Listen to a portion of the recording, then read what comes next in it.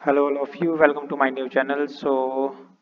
आज हम करते हैं बायोकेमिस्ट्री का प्रीवियस ईयर पेपर। आपका एग्ज़ाम है बायोकेमिस्ट्री का, तो ये एक एक नंबर के आए थे हमारे।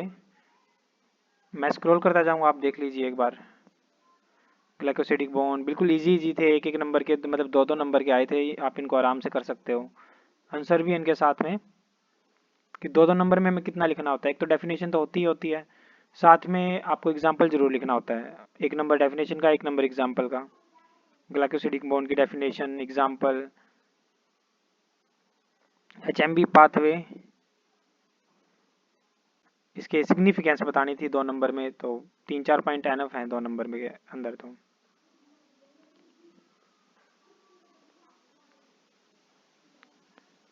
Like structure of milk sugar, एक ये था क्वेश्चन। हमने लैक्टोज शुगर का स्ट्रक्चर बना दिया, ज्वाइन कर दी रिंग्स।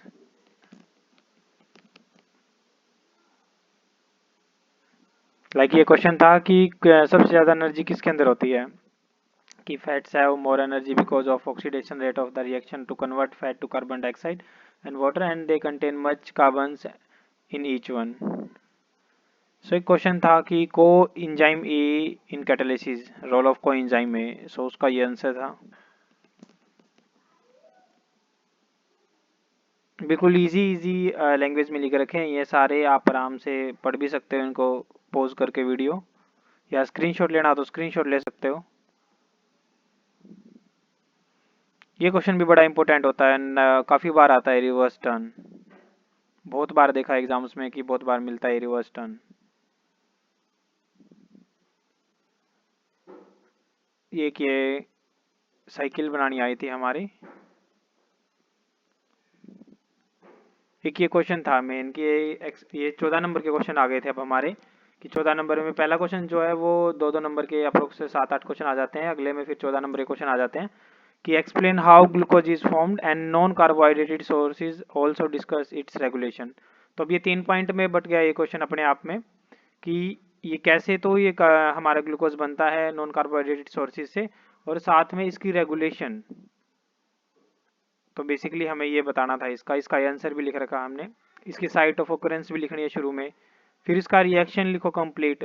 रिएक्शन दोनों तरीके से लिखना है, एक तो लैंग्वेज में भी लिखना, और अगर साइकिल है आपको बनानी आती है तो वो भी लिख दो। एक एडवांटेज होएगा आपके नंबर में, क्योंकि ऑब्वियस सी बात है कि अगर आप सिर्फ रिएक्शन लिख देते हो और आपको थ्योरेटिकल नहीं लिखते हो, तो थोड़ा सा ऐसा लगेगा कि भी कम पेज भरे हैं, या फिर कम, हमें लगेगा कि कम कंटेंट लिखा है। लेकिन अब ये साइकिल भी बना दी साथ साथ, थोड़ा सा कलरफुल सा कर दिया ताकि थोड़ा अट्रैक्टिव लगे। वो कहते हैं ना कि भाई अगर नहीं आता कुछ तो थोड़ा अट्रैक्टिव बना दो, कुछ एक दो नंबर तो मिल ही जाएगा डेफिनेटली।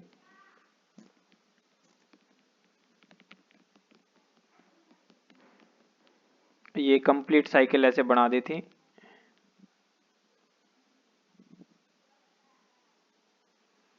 देन एक डायग्रामेटिकली एक कि बॉडी के अंदर किस तरीके से हो रहा है। ये तो हमारी साइकिल होगी, बायोकेमिकल साइकिल होगी हमारी ये। लेकिन बॉडी के अंदर किस तरीके से हो रहा है, कि किन ऑर्गन्स या किन पार्ट्स के अंदर हो रहा है, तो वो स्ट्रक्चर भी काफ़ी ज़रूरी होती है अगर हमें अच्छे से 14 नंबर सिक्योर करने हैं। इसका क्वेश्चन 14 नंबर का था, तो डेफिनेटली ये हेल्प करेगी हमारी।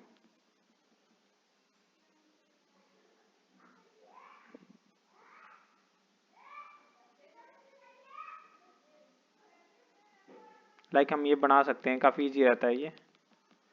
और रेगुलेशन इसका लाइक 3 पार्ट में बटा हुआ था हमारा क्वेश्चन। पहला इसका प्रोसेस, दूसरा इसकी इंपॉर्टेंस भी क्या लिख सकते हो आप लोग अगर आपको पता है तो, और ये एक मेन होता है कि रेगुलेशन। अब देखो रेगुलेशन के ये जो पॉइंट है ना 3-4, ये एकदम से सेम टू सेम से याद करने होते हैं बच्चे को, क्योंकि रेगुलेशन तब उसकी चेंज होगी नहीं। आप चेंज तो खैर किसी चीज़ में नहीं कर सकते जो रिसर्च हो चुकी है। अब रेगुलेशन का जो ये पॉइंट्स हैं आपके, ये सारे के सारे काफ़ी इजी हैं, और अगर ये लिखा होगे तो 3 नंबर इसके आराम से मिल जाते हैं, 3 या 2 नंबर आराम से हो जाते हैं, क्योंकि 4-5 नंबर की आपकी साइकिल हो जाती है। और बाकी थ्योरेटिकल 3-4 इसके हो जाते हैं, और आप जो थोड़ा बहुत इंपॉर्टेंस लिखते हो उसका, उसकी सिग्निफिकेंस लिखते हो, उसके हो जाते हैं 2-3 नंबर।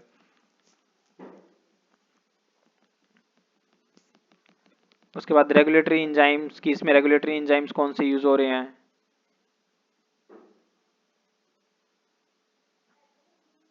रेगुलेटरी इंजाइम्स में हमने ये लिख देते, फ्रुक्टोज 1,6 बिस्फोस्फेटेज।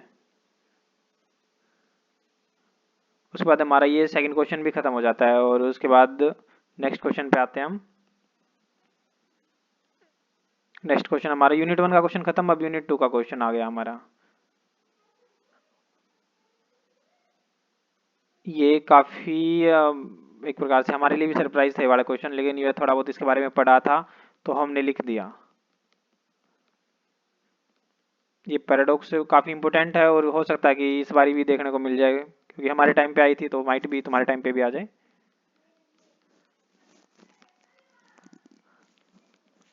ये क्वेश्चन बड़ा इंपॉर्टेंट होता है, एक प्रोटीन सीक्वेंसिंग वाला।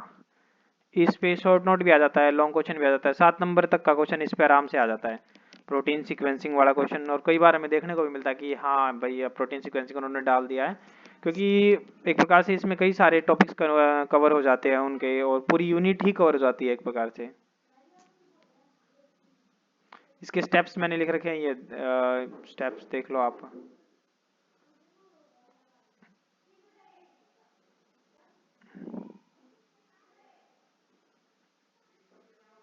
देखो सल्फाइड बॉन्ड है, डाइसल्फाइड ब्रिजेस। खैर राइटिंग मत देखना, इतनी राइटिंग इतनी अच्छी नहीं है, लेकिन ये लगा लो आपको एक आइडिया हो जाएगा कि कैसे प्रेजेंट करना पेपर को। लाइक कंटेंट है हमारे पास बहुत सारा, आपको लगता है कि हाँ भाई करने तो बहुत सारा याद कर लिया, लेकिन एक जो प्रेजेंटेशन रह जाती है ना, उसमें मेन दिक्कत बनती है। अब आप लोगों को ये पता चला कि हाँ भाई प्रेजेंट कैसे करना है हमें।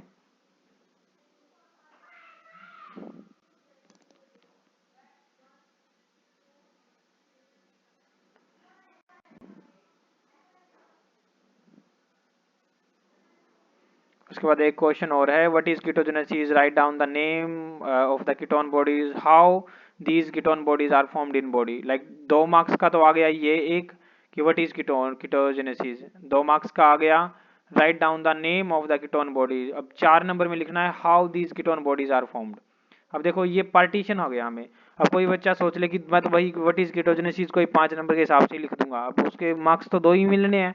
आप लिख दो, चाहे 4 पेज लिख दो, 5 पेज लिख दो। तो इस तरीके से अगर डिवीजन आपको मिल जाए एग्जाम में, तो उसके हिसाब से स्मार्टली आंसर करना। अब 2 नंबर का है ये, सिर्फ 2 नंबर के हिसाब से मैक्सिमम टू मैक्सिमम 8 लाइन लिख दोगे आप। फिर 2 नंबर के हिसाब से इसमें मैक्सिमम 8 लाइन लिख दोगे तो 1 1.5 पेज बढ़ जाएगा इसमें। उसके बाद 4 नंबर वाले में थोड़ा ज़्यादा लिखना पड़ेगा आपको, 2 पेज या 2.5 पेज के आसपास भरने पड़ेंगे। तो ये कीटोजेनेसिस के बारे में कंप्लीट लिख दिया था। और इसका भाई इफेक्ट भी लिख दिया कि क्या इफेक्ट होता है, और कीटोन बॉडीज भी लिख दिया है 2 मेन, उनका डायग्राम भी बना दिया है एक प्रकार से।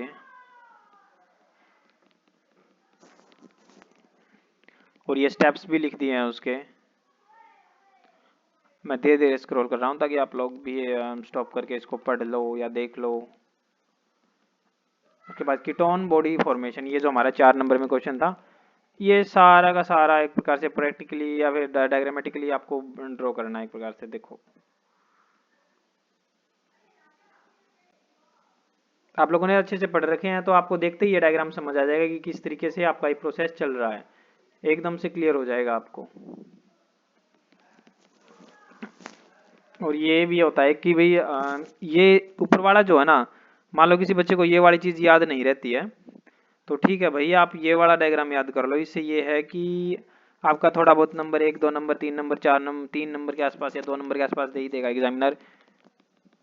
ये भी है वैसा ही है, बस ये है कि भाई वो आपका काफ़ी अट्रैक्टिव वे होता है, या फिर एक प्रैक्टिकल वे जो एग्जामिनर चाहता है ऊपर वाला। और ये है कि हाँ भाई तुक्का सा लग गया, बस इतना ही काम चला वही है। उसके बाद क्वेश्चन 7B, क्योंकि वो 8 नंबर का था तो ये हमारा 14 नंबर का होता है टोटल, ये 6 नंबर के आसपास का ये मिलेगा हमारा। 2 2 नंबर में 3 दे दिया उसने, कि सिंपल एंड कंपाउंड लिपिड में डिफरेंस। इनमें से कोई भी दो कोई ये तीनों करने थे, सेफ्लिन एंड लेसिथिन में डिफरेंस, और एक ये डिफरेंस। तो ये इतने डिफरेंस जितने भी आपको आते हैं उतने लिख दो आप, 4 4 5 5 6 6 डिफरेंस। डिफरेंस में एग्जाम्पल बड़े इंपॉर्टेंट होते हैं, एग्जाम्पल और डेफिनेशन। सबसे एंड में तो एग्जाम्पल होनी चाहिए और सबसे पहले पे डेफिनेशन। डेफिनेशन दो तो आपको ये पॉइंट मिल गया, 1 नंबर इसका मिल गया, 1 नंबर इसका मिल गया, 2 नंबर का तो यही हो गया आपका सीधा सा। उसके बीच में आप लिखते हो तो ये आपके 100% 2 नंबर है, वरना 1 नंबर। ये सेकंड डिफरेंस हो गया अपना, ये थर्ड डिफरेंस हो गया। इसमें इतना नहीं आता था तो नहीं लिखा। उसके बाद बायोसिंथेसिस ऑफ पायरामिडिन, ये क्वेश्चन ऐसा है कि या तो प्यूरिन की सिंथेसिस आ जाती है, या पैरामिडियन की सिंथेसिस आ जाती है, क्योंकि पूरी यूनिट इसी के चारों तरफ घूमी हुई है। दोनों हमें अच्छे से याद होने चाहिए। अब सिंथेसिस 2 पाथवे से कर रखी है इसकी, डी नोवो पाथवे या फिर साल्वेज पाथवे।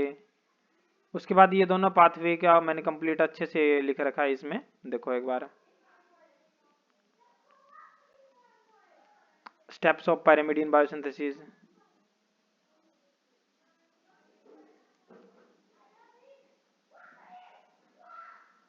एक एक स्टेप अच्छे से लिख रखा है बिल्कुल।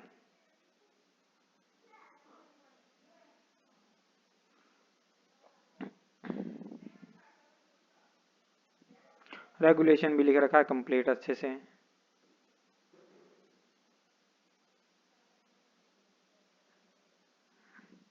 चलो इतना ही था, बस इतना ध्यान रखना कि जो मैंने ये दिखाया ना आप लोगों को, आप इससे एक हेल्प ले सकते हैं, लेकिन जो आपने अपनी बुक है आपकी लर्निंजर, और जो भी आपको नोट्स मिले हों, टीचर से मिले हों या कहीं से भी मिले हों आपको नोट्स, वो नोट्स से, और जो क्लासरूम आपकी टीचिंग होती है उनसे जो आपने नोट्स बनाए हो उनसे कंफर्म कर लेना है कि ये आंसर से, या फिर मिला लेना, या फिर उनसे पढ़ के ही। ये तो मैंने एक आपको इसलिए दिखाया था कि आपको एक प्रेजेंटेशन आ जाए करनी, कि प्रेजेंटेशन कैसे हो सकती है। एक आइडिया मैंने अपनी तरफ से एक आइडिया दिया कि आप प्रेजेंटेशन ऐसे भी कर सकते हो। अदरवाइज आपकी मर्जी है, आप जैसा करना चाहो, क्योंकि आपका एग्जाम, आपके नंबर, आपकी डिग्री, आपका फोटो। Thank you.